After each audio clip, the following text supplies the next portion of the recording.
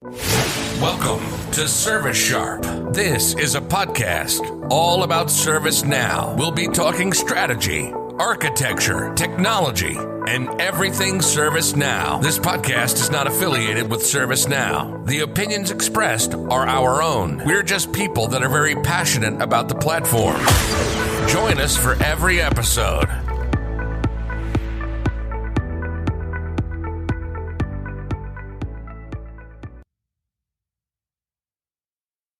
All right, this is Jason Gibson back with ServiceSharp. Of course, I've got Randy, Brent, and Justin with me. We're going to do something a little bit different this time. We're going to be doing something a little more technical, and we're going to be doing screen shares. This is going to be posted on YouTube. So this is more educational than we typically do. You'll actually be able to learn something, except for us rambling on when we do. Justin, Brent, Randy, would you guys say hi real quick and we can get started? Hi real quick. Hello. Hi. This is the best start we've ever had. My name is Justin Claspel. I've been working with ServiceNow for 5 years, I believe. Yeah. We're coming up on 5 now. Started with food. Is that right? Yeah, 2015. Longer than that. 2015. That'd be 5 years. Wow. Only 2000? Wow, I guess so. That's how math works, I think. It is sometimes. Anyway. I don't know. Yeah. It feels like a lot longer for some reason. It feels like I've been doing this all my life. Well, it's only been 5 years, but it's been, like 12 versions. Yeah. That's true. That's about right. Yeah. So, we were on E, and we're up to O now. So, I don't want to do the math there because that would make me look smart, and I'm not. Anyway, yeah. So I don't want anybody to see me struggling with doing that math, so I'm not going to do it. Yeah. You don't want to see the pause there for way too. At least I'm not on camera, so you can't see me counting with my fingers. Yeah. So anyway, we're going to be covering actually API integrations, and Justin's kind of going to walk through that real quick and kind of show you an example of what that would be. Justin, why don't you take it from here and let me know later so I can harass you. All right, sounds good. So all I'm going to go over today is a very simple REST API. It's not going to require any authentication, but I'll show you where you would enter that. On the screen now, you can see the wonderful ServiceSharp available on Anchor FM. And then we also have it on YouTube's without the S. Which is probably the best place to watch it at. Yes. Yeah, I don't believe the podcast would be the best place to do that. So go over to our YouTube. I assume there's a link somewhere from the podcast to be able to get to this. That's probably a good idea. Yes. So anyway, hopefully that link is down in over or up in the description, wherever it's located at in your particular platform. And I'm going to move on now. So it gets better, folks. Yes. Be prepared. All right. So real quick, I'm just going to run through a couple things. First is the developer website. It's an amazing website. Developer.servicenow.com. Sign up for a free account. You can create your own instance here. It's not waking. It's currently awoken. Anyway, you get a free instance. It's very good, especially when a new release comes out. You can upgrade it to, or just close it out and make a new one for whatever the newest release is. Or you can keep them open for a little while. I don't know how old you can actually keep. They force it eventually to move up. But anyway, you get these free ones. So you can play around, follow along on what we're going to do. It's very quick. If you break it, you can always restart it.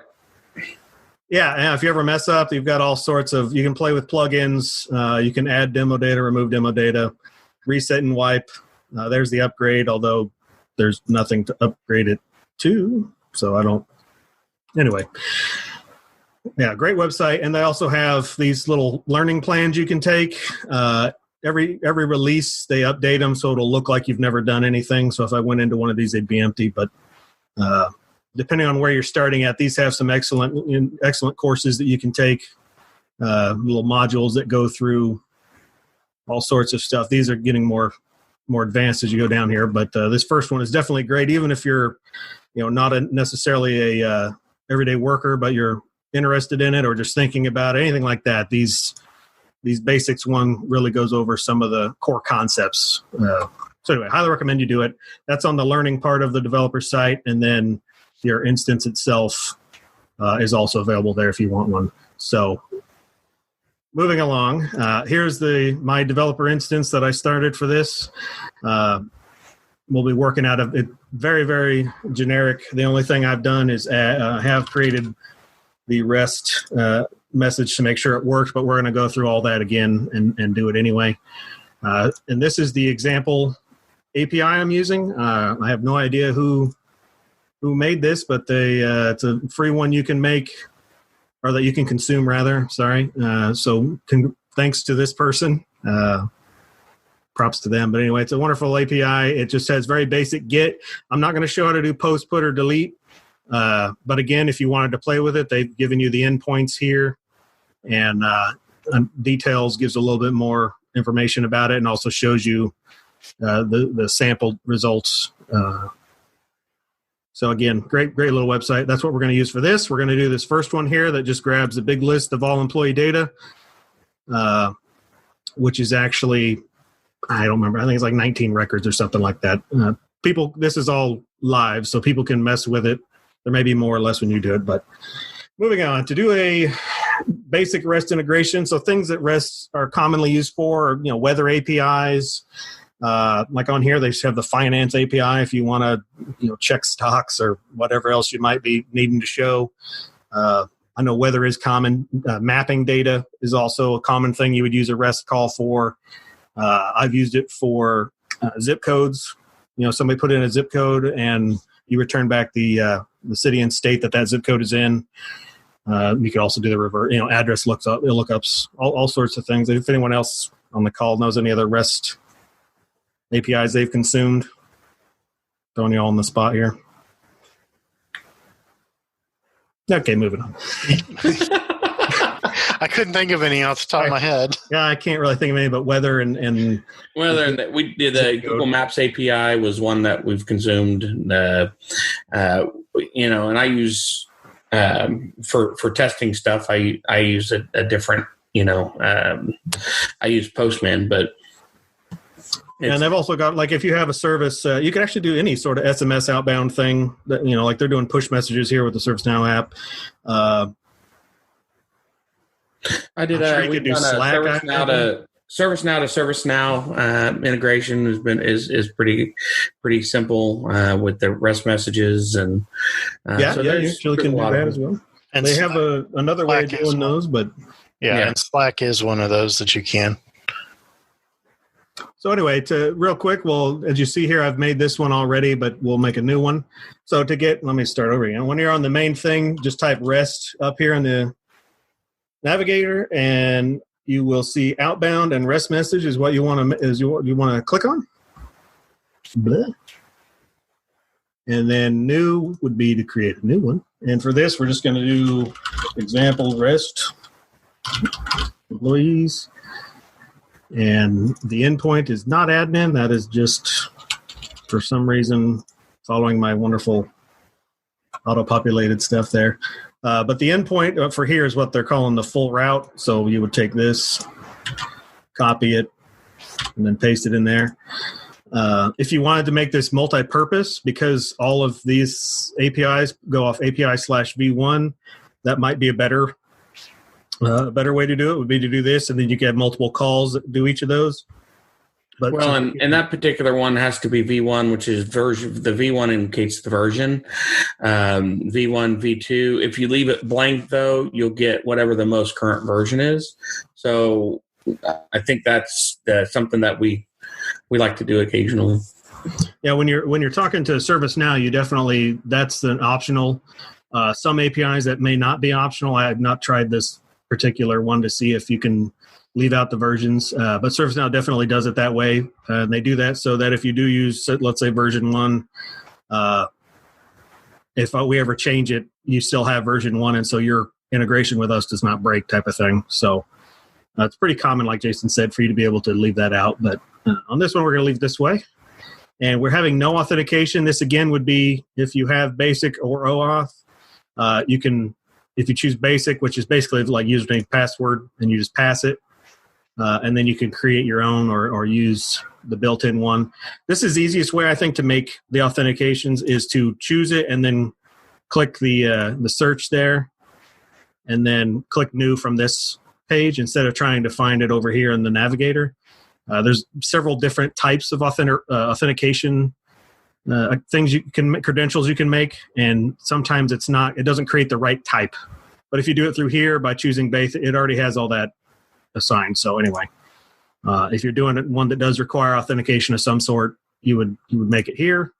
Mutual authentication. I've never used that, but authenticate. So it can only be mutual authentication can only be used through the mid server as well. So it can work. It's basically like sending it back. You authenticate, then it authenticates, and so. Anyway, that'd be something to play with if you need it, but I've only ever had to use basic. And OAuth I had to use for a Microsoft Intunes integration once. But moving on, here's where you would put your headers. This particular API does not actually require any headers to be passed, but some will require you to pass, like format, and then JSON is how they'd want it labeled. And so this is where you would put your header. Again, this would be on whatever API documentation you have. So if it's like a Google API, they will tell you what request headers you need, and this is where you would fill those out. We don't need any for this, so I'm just going to leave that blank. And these are just strings. They're not, there's no, if you put a number, it's still just a string, just throwing that out there. And then I like to save it instead of submit, because that way I stay on my page. So right click up there and save. And as you can see, we now have methods. You have a default get, which is automatically going to pull whatever you had as the endpoint. So we'll click on that. And as you can see, it's already got that filled in. Again, you're allowed to inherit. If, for example, on this one, there was there's post and put and delete. Those are possibly going to use different accounts. So you may have to, again, specify a different authentication type here, or you can just inherit. Here, again, is your option to add the request headers and query parameters. Query parameters are like up here in the address bar, anything after this little question mark. URI is one of them, and then sysrest message would be this right here, would be the value. So just to give you an idea what a query parameter is, they're just a little, they're query parameters. I don't really know how else to word that. But anyway, anything after the question mark and before an equal sign. And then after this, it's going to be an ampersand, wherever the next one would be in there that I can't find, so who cares? And then and the neat thing about these, so here, I'll show you up here, you can actually do variables in your endpoints or your headers and query parameters. And to do those, you just do that, which would be a $, curly bracket, and then whatever you want the variable to be named, and then in curly bracket. And so I'll show you how to use that here in a second. But again, you can use them in here as well. So if we do filter, and we'll do $, curly filter, and then we're going to go ahead and save this again. And you can auto-generate variables up here, or you can choose this one here, or you can manually create them. So I'll create the first one manually real quick. We're going to create filter. So you hit new. We don't want to update our password. The name will be filter. The test value is going to be JSON. We do not want any escaping unless you're doing, if you're sending XML, you may have to escape, but don't worry about that usually. And so as you can see, it automatically adds it down here. What that's going to do is just replace this here with the word JSON, and I'll show you that again. Since we had another variable up here, we can now still hit generate, and it should generate. Yeah. And now we have type. And so for type, if we look back on our API, I hope I'm not moving around too much here. After V1 was just employees. So we'll go back here, and for a test value of type, You just double click on if you can type it right. And we have employees. These are just the test values that you're putting in here. They're not necessarily defaults. You'll see how to add to those. But again, we have the two types. And so this is going to make that be v1/employees. So at this point, you can actually just test, which is what we'll do here in just a moment. Actually, let's go through with the test real quick. And before we start messing with the background script and how you actually would consume this in code, we'll take a break for that after I show you the test. But again, now that the variables are down here and filled in, or if you don't have any, because you're not required to have variables. So if you had no variables on here at all, you can just hit test and it will bring back trying to update the password. Again, status 200. 200 means a success generally. Technically, the person who makes the API can return whatever they feel like it. So again, reference the API documentation. But most commonly, 200 means it's a success, and a 401 and a 403, I believe, are generally account issues, whether it be permission or password. 500 and 400 are usually either you have a malform syntax on sending it, or the server side, something messed up. 500 is generally something on the server side, but it can still be you messing up the query as well. So just some things to keep in mind. 200 good. Any of the 400s are generally your fault, or the account may not have the permissions as well. That's usually a 403. And then 500 is also can be anyone's fault, but definitely not good. And those are just, again, the common numbers, but they can number it however they want technically if they don't want to follow defaults. So again, here's what the endpoint ended up being. As you saw, we had it typed where it had the type, $ curly type, and instead it put in the test value. There is no parameter actually, because you don't pass them. It did not have to pass them. Here's the response you get back, which is all of the employee data in one big JSON string. This can be returned back in it could be XML, it could, whatever the API is going to respond. It does not have to be JSON. But JSON is really, in my opinion, easier to work with. It is very simple to work with, and I'll show you just how simple here in just a moment. So again, that was a test. You can go back to your test run, and I'm going to delete the header here because we don't actually want the header. Actually, you know what? Let's make one. I'll put the filter down here, and then I can show you what it would look like if you have a query parameter in your. Let me save it real quick, and I'll show you what a query parameter will look like on a test run. I'm going to auto-generate again, which will delete everything there. And I need to make that $ filter. There, you make it an actual variable. Okay. Save again. Auto generate. Hit OK. We now have the filter, and this in the test value is where we put JSON. And now we hit test. And right here, you can see that this is what it would add as a query parameter, the filter, and then it replaced with JSON, which was my variable replacement. So I'll show you how you can do all that by code later, because a lot of this, especially if you're trying to consume this one here where you push the ID of the person, you'll probably want to do that from a script somewhere. So I'll show you how to replace the query parameters via code here after we take a quick moment for Jason to talk to you about something. All right. So yeah, we will need to take a quick break and listen to our sponsor. And when we come back, we're going to be moving on with this and continuing to talk about how we use this. So give us a few minutes and we'll be right back. This podcast was made with Anchor. Anchor is the easiest way to create and publish your podcast. It's free. Creation tools with it allow you to record and edit your podcast right from your phone or computer. Helps you distribute your podcast. It's super simple to publish to Spotify, Apple Podcasts, Google Play, any of the major ones. You can make money from your podcast. There's no minimum listenership, so they make it super easy to monetize. It's really everything you need to make a podcast in one place. So why don't you go out and download the free Anchor app or go to anchor.fm and get started. All right, we're back. And Justin, he's going over in an integration and how to get an integration done, kind of a step-by-step. So, Justin, if you don't mind, just go ahead and take it from here. Sure. So real quick, I'm going to run another test I want to show you how simple JSON data is to work with here.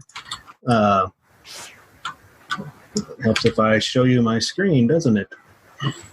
All right. So if I just paste in, there's the whole JSON response. You just right-click format. This is using Visual Code, but I'm sure all sorts of probably should have hit all that. Anyway, all sorts of this tools can do this. I imagine Sublime and probably Notepad++ and whatever else there is out there.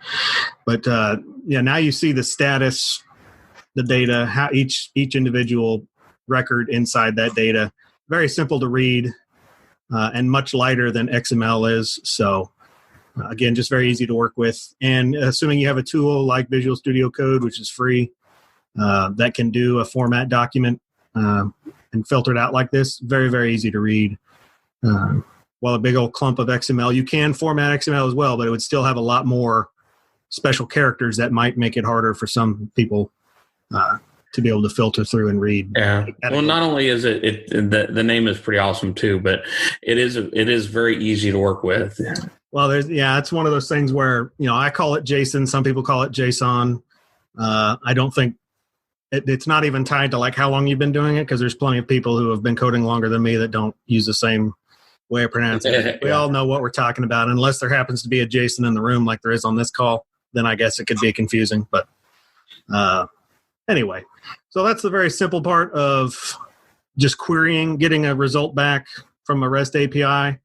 Again, this is out on the web. This is just a website out there, so it's not like I'm querying the ServiceNow instance. This really did go out to a website, consume their API. Very simple. Just a handful of clicks, especially if you're consuming a public API that has no sort of authentication, which, even authentication would have taken another, 3 fields to fill out on that authentication profile. Yeah. So it's not another 5 seconds. Yeah, probably. Yeah. And I guess I forgot to point this out earlier. If you are not doing an external call, and you need to do in your own network, you would use your mid server. And here, I don't think the instance has the test instance doesn't have a mid server, but you probably do if you have an install going.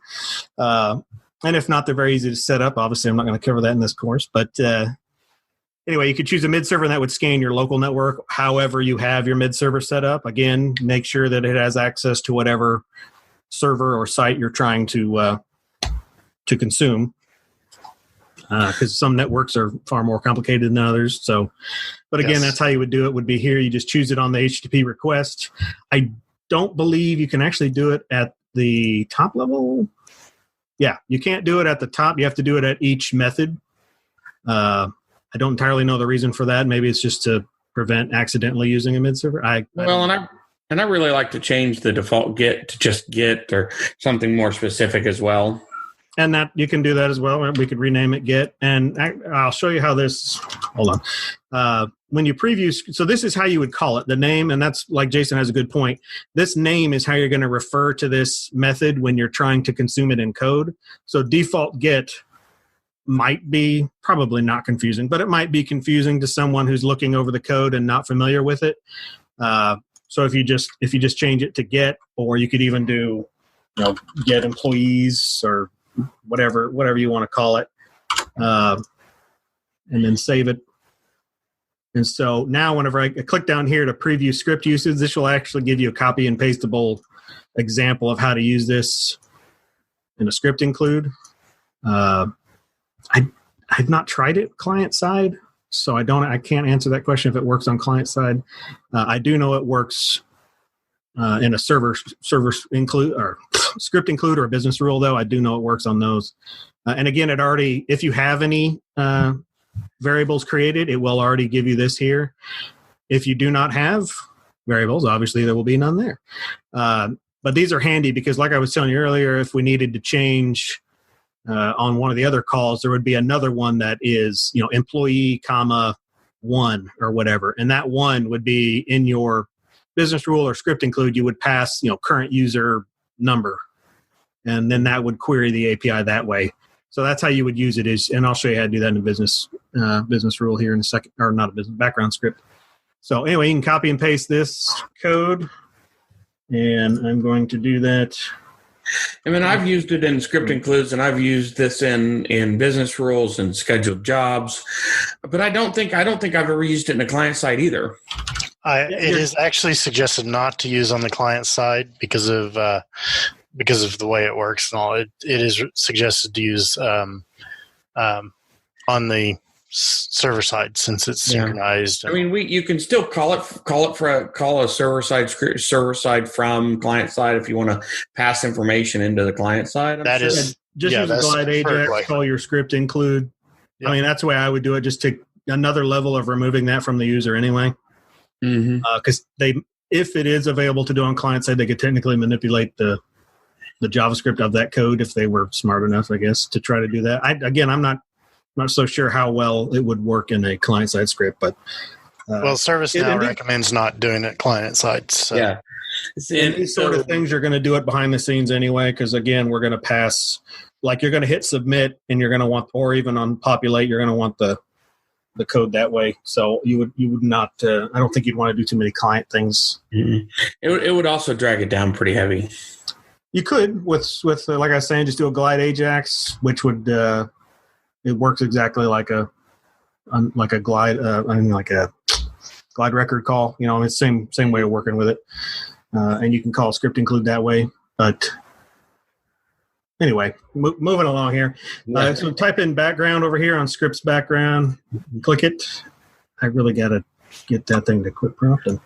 And then the code from earlier, if you just paste it in here, you're actually going to get nothing if you hit the run because you're not telling it to print.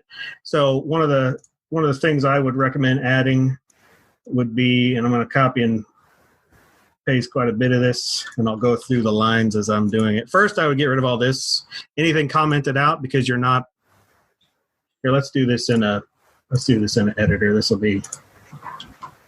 make more sense because color coding helps everything. So here's that code minus this is the new bit we'll be adding. So if we get rid of the commented out code, it's not actually doing anything, and it just makes it harder to read.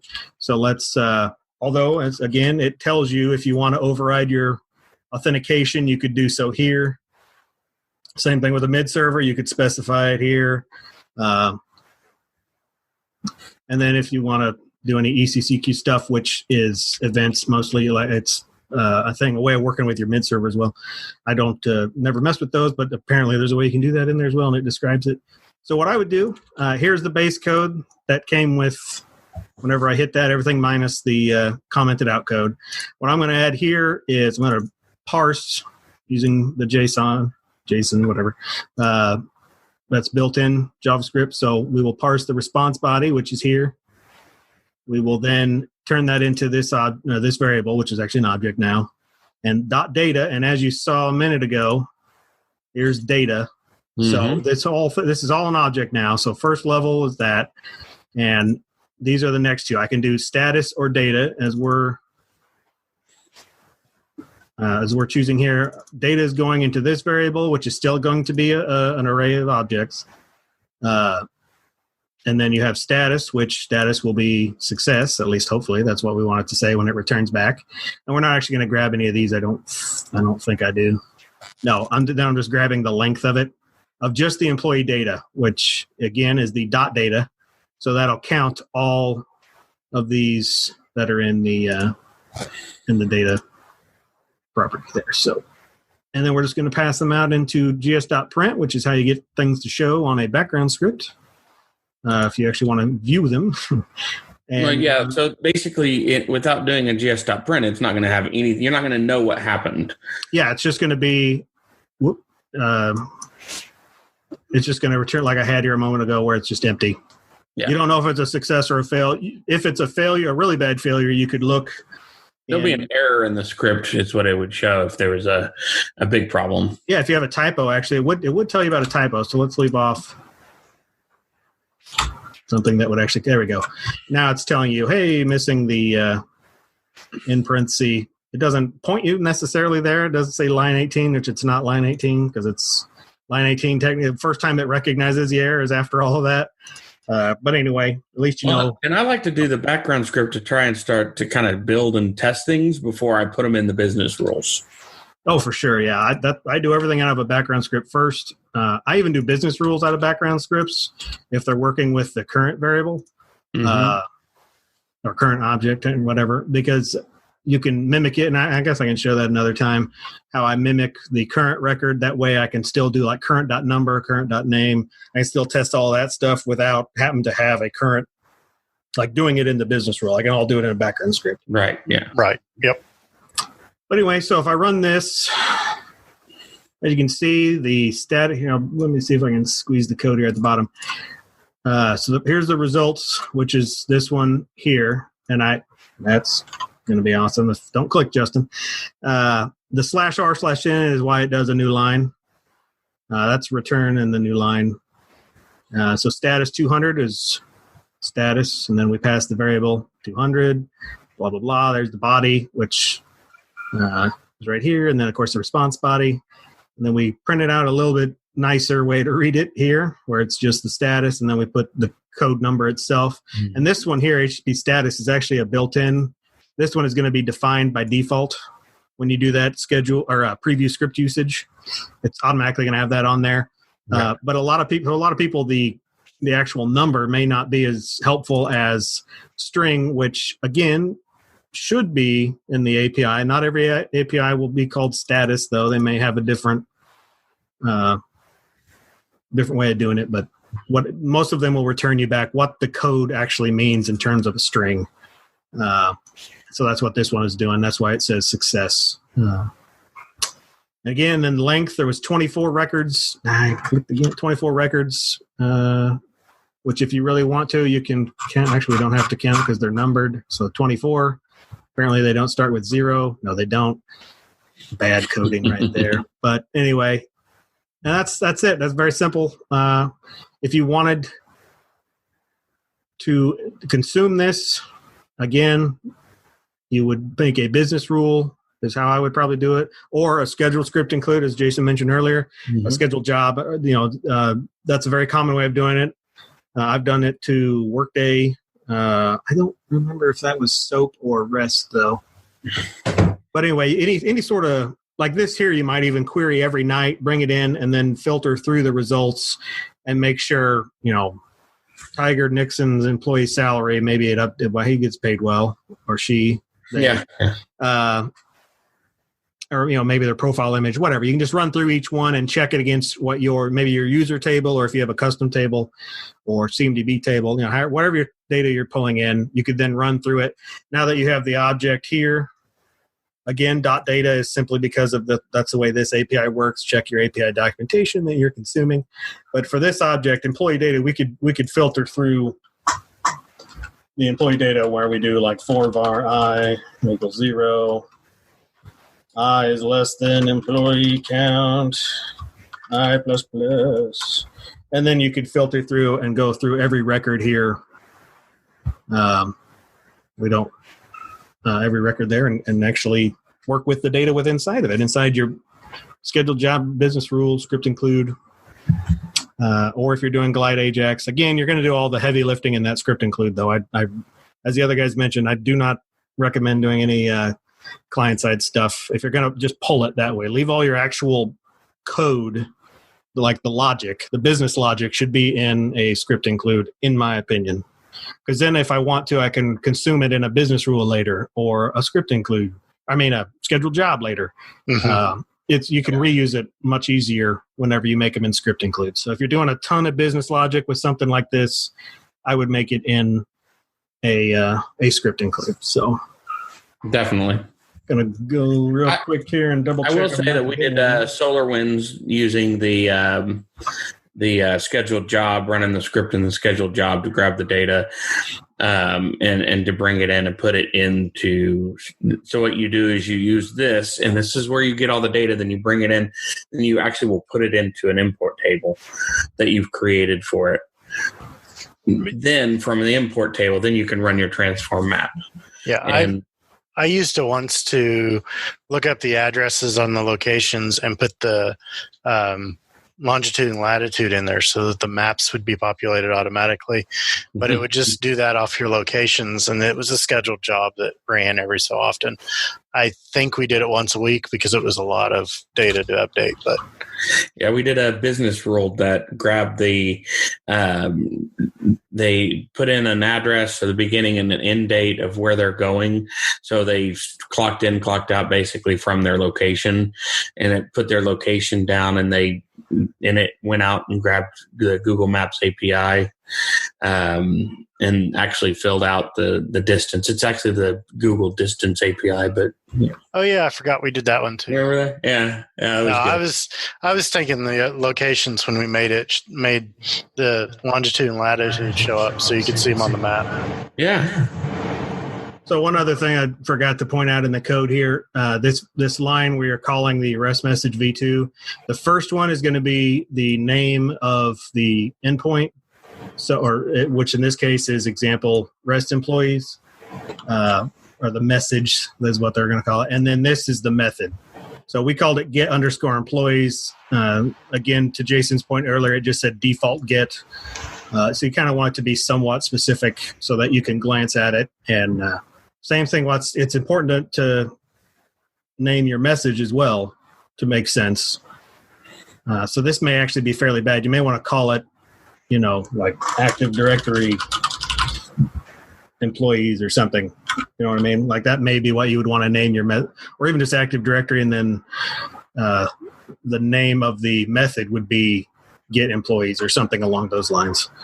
So, be descriptive on your messages and your methods so that in the code, when you glance at it, it's easy to see. And again, if you ever want to know, if somebody gives you the code and you're trying to figure out, well, how do I see this in the actual platform? You just want to look at this first bit here, which is example REST. Again, type REST up here in the filter. Go to outbound REST message, and it's going to be the name that shows up here. So in this particular case, it was the second one, I think. Yeah, example REST employees. And now you're in there and you know what it is. So that's really all I wanted to cover. This again is just a very, very quick, basic run through. That brings up a point, though. You want to make sure that you don't duplicate those REST message names because you could. It's going to run into issues when you call them in the script. Yeah, right. or like I had on, like obviously you can't do the exact same, but to his point, you could name it very, very similar, right? Like these aren't as similar as I thought they were. But let's say this one is, or even whatever. You get the idea. If you name them too close together, you'll have a harder time finding it. You can try to find it by the endpoint, but the endpoint does not have to like see this one here doesn't have the employees part on it. You do have to have one, but I think I could put probably anything in there, and as long as it's a valid URL, it doesn't actually have to match any of your method, which the method, as you can see down here, is still the API. So yeah, that first page where you're on the message itself, the endpoint, I think it's just used for what you're going to default when you create. If I create a new method now, well, nope, I actually thought it was going to default it. I have no idea what the point of having that on the messages, because this doesn't seem to ever do anything. It's just so you can see it in mandatory. the list. Yeah, it's mandatory. But it also writes down to the endpoint. Well, actually, I bet since I'm not required to have, we're still doing get. I'm not required to have anything here. Mm-hmm. Oh, wait, that's going to fail because. So here's a good example of a failure that looks like a success, because here's 200. But as you can see down here, this is regular HTML, and that is not somewhere on here. It's probably going to say, and I'm not going to find it. We're almost there. Keep searching. It'll say, it just loaded their main page. Yeah, because it actually is. It's not a valid endpoint. For the people listening and not watching, what did you do to cause it to do this fail. It looks like a success. All right, yeah, let's go. So I left on the new method that I made. I left the endpoint empty, which seems to use whatever you have on the message. All right. So you can leave the endpoint empty on your methods that you create under the message. So that's the hierarchy. Message is the top, and then you create methods to that.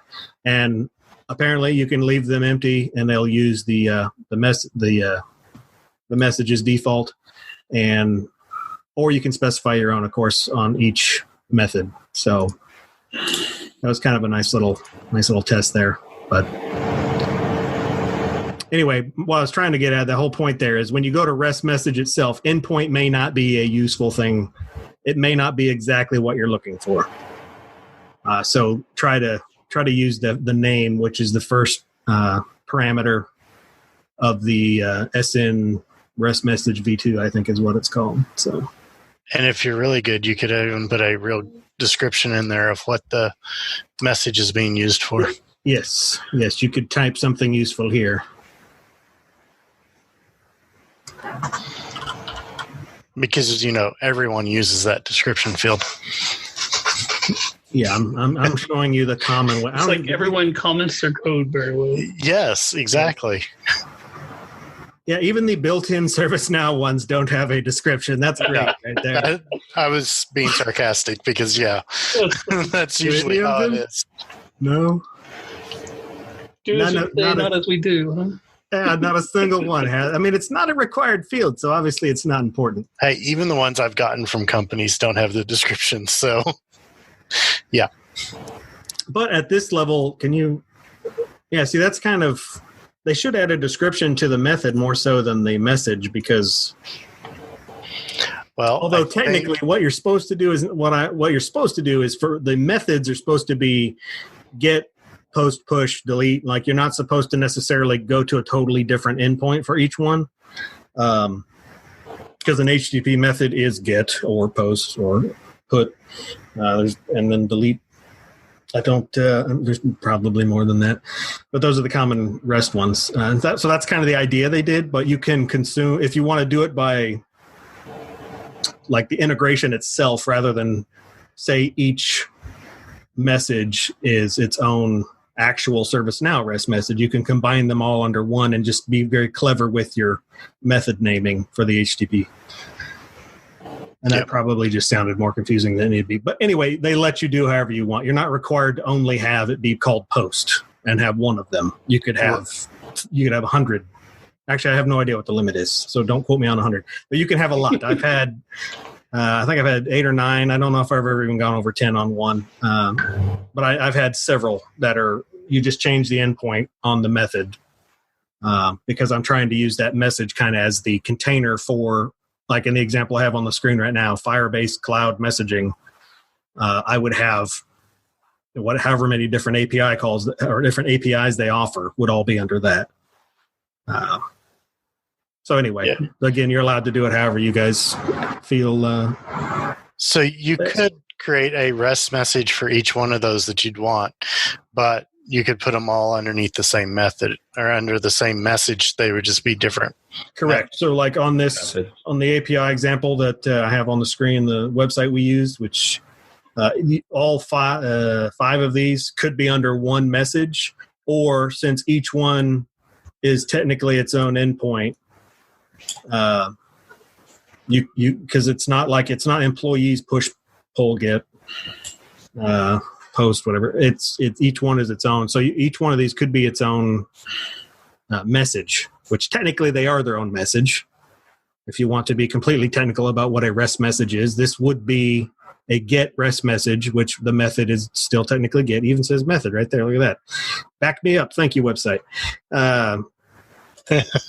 So yeah, you could just have, it could be you could have 5 separate entries on your outbound REST messages, or you could have one that is the, whatever the name of the application is, in this case, dummy REST API example, and then have 5 methods under that as a, kind of a container type thing for all that are related to that. I know we're kind of beating this one. Right, but it could work either way, however you wanted to manage it. And again, just to be clear, this is like a very quick run through that probably isn't quick in terms of time. but it is quick in terms of what I'm trying to show. I'm not trying to go through every line or every possible option that you can have. We could definitely go much more in depth if somebody needed that. Well, and if you need some additional help or you want to reach out to us and ask for some more specifics on one thing or another, we can help you on that. I will say the thing that we haven't really talked about is how you get it from here into the table, if you would, the import table. And that's, Justin, could you kind of maybe do a quick explanation of how you get it from the business rule or scheduled job into an import table if you're wanting to do it that way? I probably won't go into a huge amount of detail. So one way to do that is to extend the import set row and then to create a transform map on that. And I'm just describing this. I'm not actually showing anything. That's one way to do it. But again, those are very specific to each integration you're doing. You may not want to do that. You may just want to have all the code that's happening in, like I said earlier, a script include to where that's where all the logic is, and you're not using a transform map necessarily because maybe you want a little bit more control. I mean, a transform map is handy, but there are some things that is not necessarily going to be the best case for. So we could go into those again, maybe on another podcast or something. Well, and I was more specifically thinking, how do you get it from the script? Like, are you using a glide record? You could, if that's the way.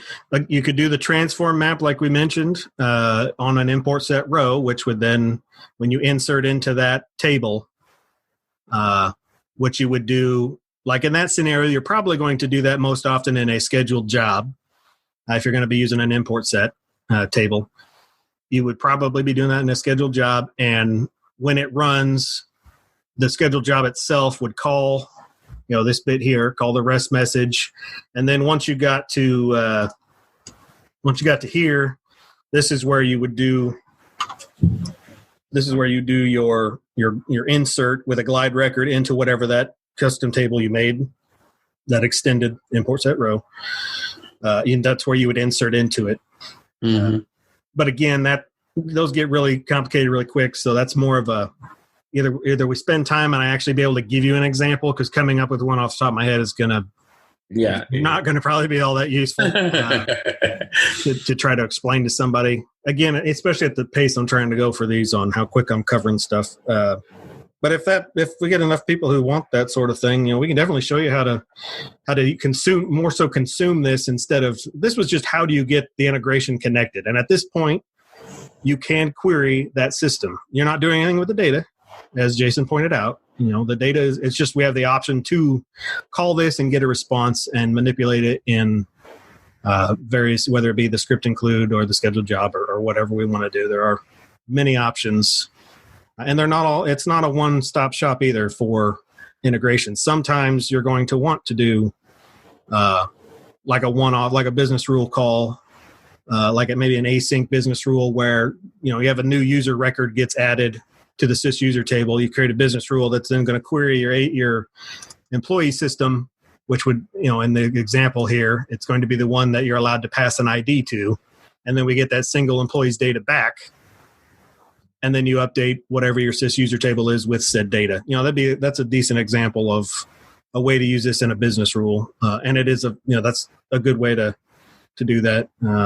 Like I've worked with UltiPro before. They don't have a REST API, so I guess I should take that back. But I mean, that is a system that you could, a system similar to that, where they're like a web-based HR portal where your HR folks do the onboarding if you're not using ServiceNow, which there are options for that as well. Call Sharpstone. I'm sure we're able to help if you'd like that.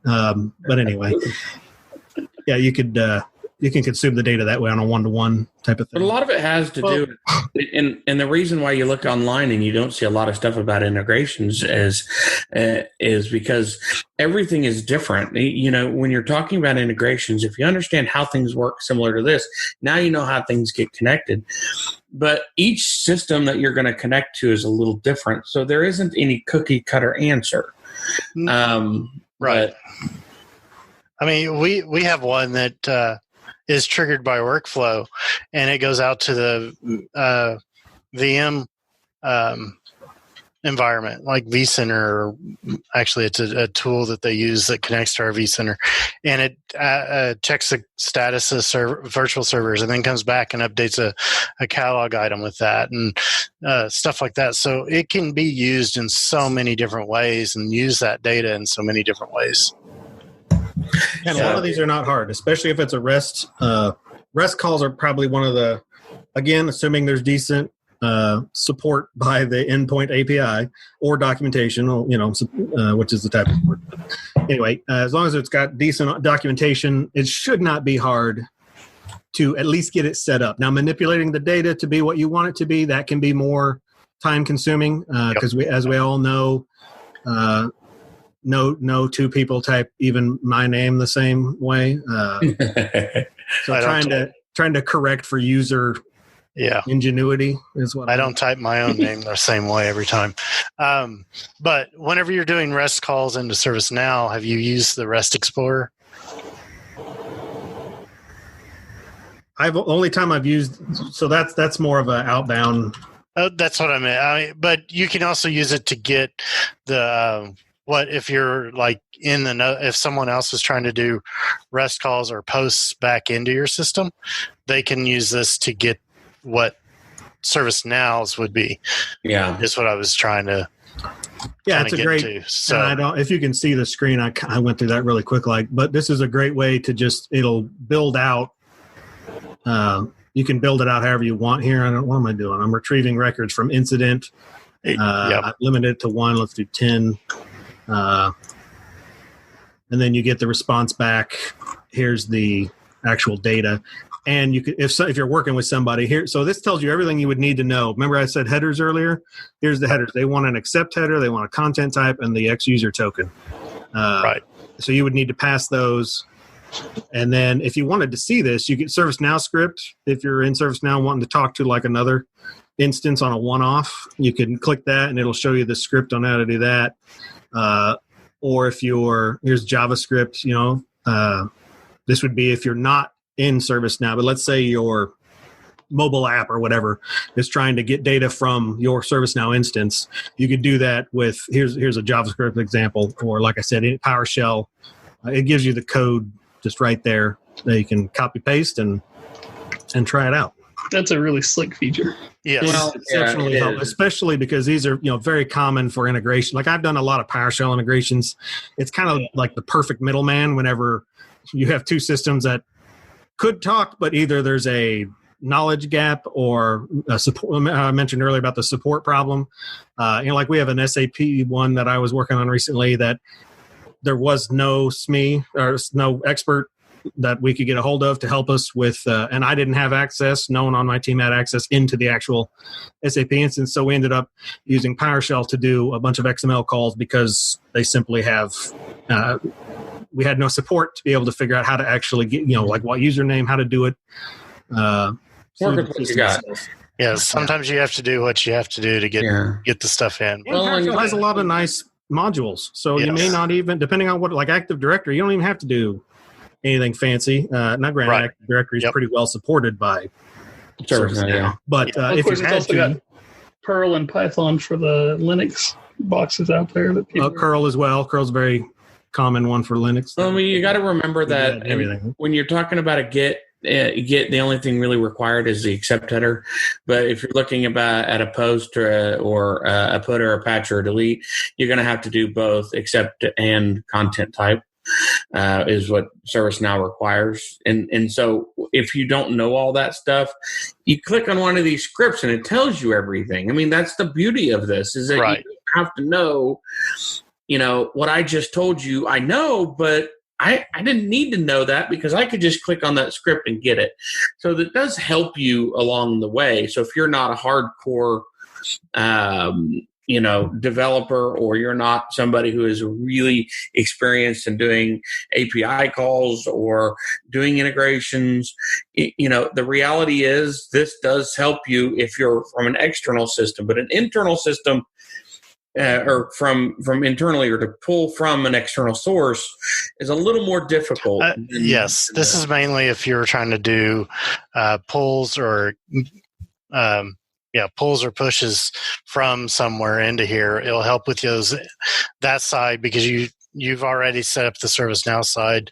That way you can go back and forth. Well, and there's a jillion ways to do this. I mean, you've got to bring in data. I've been working with SCCM recently, and they have that built-in integration, but there were fields and values and things that we needed that weren't included in it.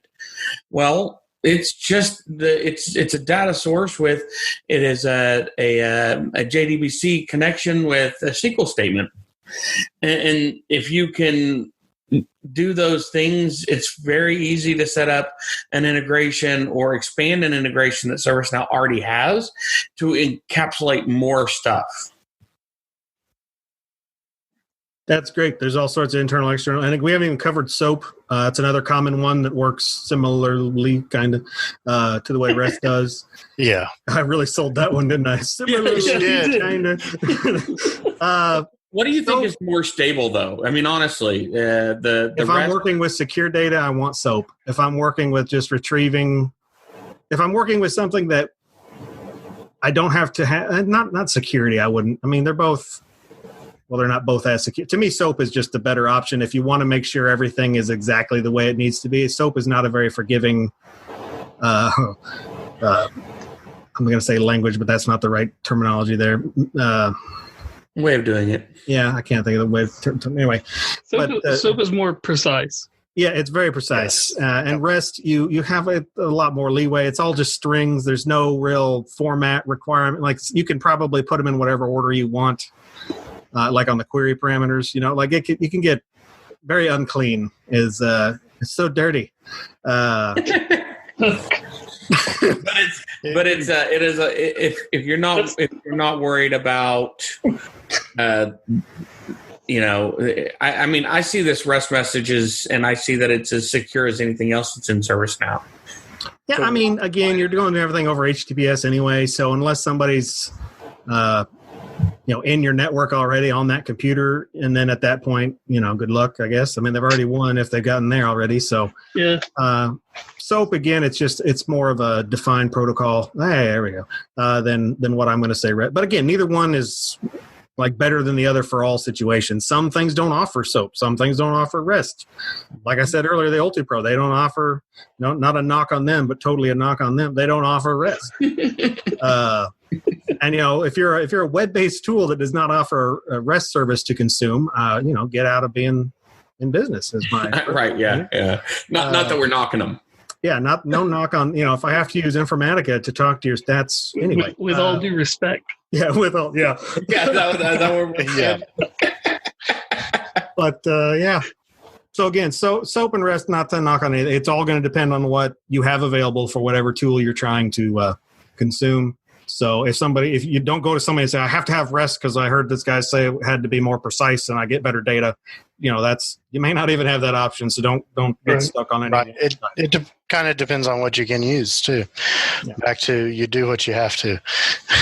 Yeah, and again, they may not have someone. They may offer SOAP, but they may not have, an expert, subject expert that you can talk to actually get the right data to connect to it. Yeah. Yep. Looking at you, SAP. No. Okay. We've all had our problems. We've all had our problems because you need certain bits of data sometimes from the system you're connecting to, and it's hard sometimes because you don't necessarily have the people that are willing to help you. But there are ways around it, and I'm not saying always go around it, but sometimes you have to do it. So, yeah, every integration is different. We've had our good integrations that we thought were going to be hard, and we've had our hard integrations that we thought would be easy. So, there's even those out of box integrations that are supposed to be just turn it on and go that end up being okay. No, we have to change a lot of stuff. Or how about or you get it turned on and you start configuring and nothing happens at all. Or everything happens. Yeah, those are the Like, yeah. oh my gosh. yeah. How do I get rid of 3 million records? Yeah. Well, this is why I use my sandbox when I'm doing my first connections. Well, and another good point that Brenda's brought up: if you're doing the background script testing, you can have it record. Let me go back there, and as long as you're on a recent version, you can record for rollback.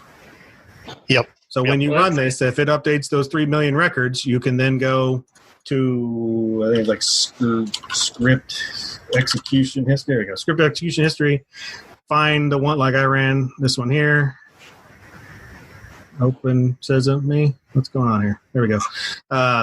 And you can see this is the one it did. It'll have another tab here that says like affected records or something along those lines. Yep. And then you can see, it really did do. It did what I did or whatever, and then you can roll back. This doesn't have the option to roll back because I didn't actually update any records. We did an integration with a SQL database that had information on compliance on computers, and we wrote that back in, and we decided to send an email to people who are not compliant. Now, when you load it initially, it put everything as non-compliant and switched everything to compliant. And so we sent 10,000 emails. So when you're running things to production, you might turn off email just to be on the safe side. Yeah, I mean, of course, you should always test in production. Right. I mean, testing. Always. It's mark of an expert right there. Mark of an expert. A normal person would have tested that in like dev or test and gone, oh crap, my inbox because I'm the admin. Well, no, that's the thing is it was tested in dev and it was tested in test, but it didn't have the when the flag was created, it just was kind of a fluke thing, but. You should be able to prepare for those kind of things. When you're updating a bunch of data, you really got to think about how is it going to affect differently in production than it will in the other environments. And to follow that up, you don't just disable it. And I'm showing you the screen now. It's under email properties, under system properties. Although, does this lead to the same one under mailbox? Or you can go to system mailbox administration email properties. I didn't even know that one was there. It's same screen, but you can disable. More you know. Yeah. The email sending enabled, uncheck that. But then you also need to go to your mailbox. Delete them. And the outbox. Empty the outbox before you turn it back on. Otherwise... but otherwise you've only delayed the apocalypse. Yeah. You probably just made it worse because they'll have now every email will go out at once instead of, maybe over the course of a few minutes or an hour or whatever.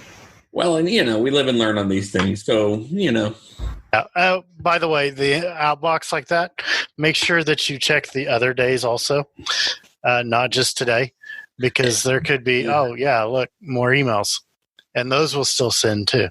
So what you're saying is there's some personal experience there, Brent? Trying to think if I did that or not. I don't know. It's I don't know.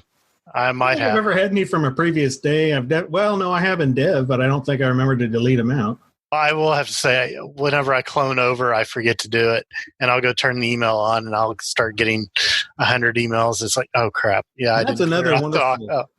Well, we actually have all of. So I've seen a couple of different ways. I've had it turned on and just pointed to me and put it in a separate folder. Randomly emptied it out whenever it gets a bunch. The other thing is I've put it to a service account, created a service account, put it to the service account so more people can view that service account who have access to it. I believe you can put comma delimited names in there so you can have it send to multiple people. Yeah. Yeah. So I just randomly pick somebody in the corporation and let it go to them and don't tell them. No. I just created a rule in my Outlook that if it comes from dev or whatever, then if it comes from dev or test, it goes to a special folder in my inbox. And auto read. Yeah, because I don't like seeing 9,000 unread. So what you're saying is you take the last person that made you mad and put their email in there. No, actually, I've never done that. Now that I'm thinking about it, idea. A reminder when you're testing, though, is to not put. So this actually happened last week. We were testing demand, and I have in test I have all the emails turned off because I do that all in dev, and I only do test when I'm actually between. Getting ready to actually push it up. So we normally have it turned off, and we'd had it off for probably 2 months because we were doing the upgrade. And anyway, they wanted to do testing on demand. We put their name in here, turned it on, and this will do if you use this area, it does every single message. Mm-hmm. Right. Whether they were in the true field or not. Everything awesome. And clean out your outbox before you turn that on, or your outbox, because that's what happens to me is those come across when I forget to clear it out. Yeah. So, and when you have an actual instance, you will have a lot of emails you didn't even realize were being created. Yes. From just random. Well, and the older the instance, the more problematic that is. I mean, we have. I worked with the third customer of ServiceNow, and there were. My God, there were emails. They had the most random. There were like 1,100 or 1,200 emails in the system that got sent out for different things. So it gets really complicated really fast. I mean, think about it. When you have, let's say you're using the incident module, right? Every time someone creates an incident, there's going to be an email to the person who created it, an email to the team who received it, an email possibly to either the team or the individual if it was auto-assigned. Anytime let's say if you have SLAs enabled as well, then you're going to have a bunch, depending on how long the ticket's been sitting in test untouched. You're going to get those starting to be generated fairly often. Mm-hmm. I like how we've gone from integrations to talking about email now. Yeah. I was thinking the same thing. Yeah. We never get off topic on this podcast. So No, we don't. No. Anyway. Okay. So for more about REST integrations, reach out and go from there. Yeah. And we are here to help you. So if you have a question or you need something, our information is available there to send us a message, holler at us on LinkedIn, really get connected with us, and we'll try our absolute best to help you with whatever you need. I think that if you have an integration issue, I think we could help you with that as well.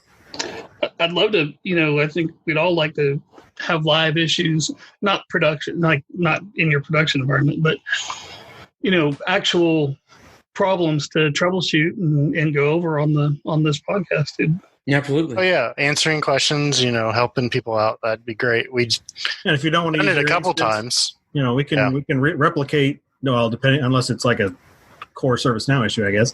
But we can replicate whatever your issue probably is. So it's one of our devs, and that way, if you're not wanting to use production data, if that's a worry.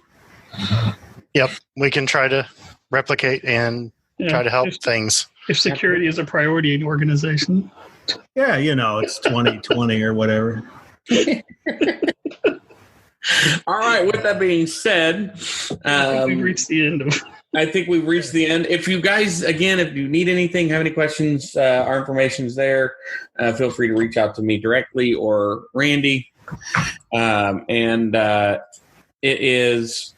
I guess we'll have fun next time. So give us a holler if you need anything. Yep, it's always a pleasure. Thanks, everybody. Thanks. See you guys. We want to thank our flagship sponsor for this show, the Sharpstone Group, LLC.